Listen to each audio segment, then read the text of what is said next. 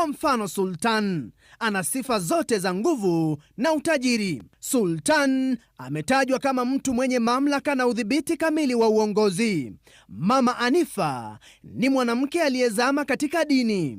Anaonyesha sifa za mama mwenye ulinzi aliyehuzunishwa na uchungu wa kosa la bintiye. I have been doing plays for the last 25 years. Cleophas Malala kwenye ubunifu wake ametumia mfano wa taifa la ufalme wa Ghuba kuashiria nafasi ya vijana katika jamii. Kwa wakati mmoja, vijana katika ufalme wa Emirati waliamua kutumia mitandao kuwaleta vijana pamoja, kupinga uongozi wa mabavu uliosheheni utekaji nyara wa vijana waliopinga umfalme Sultan.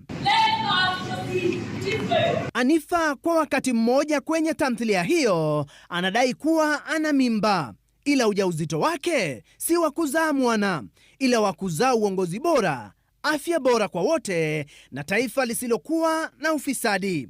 Mfalme Sultan anapuuza masuala haya yote hadi pale kitumbua chake kikaingia mchanga. Hata hivyo, baadhi ya mabango yaliyokuwa yakitumika kuigiza tamthilia hiyo hayakuashiria vimbwanga kwenye ufalme wa Emirati. Mabango hayo yameleta kumbukumbu ya maandamano dhidi ya serikali ya Kenya Kwanza yaliyopelekea baraza la mawaziri kuvunjwa na zaidi ya vijana 60 kupoteza maisha yao.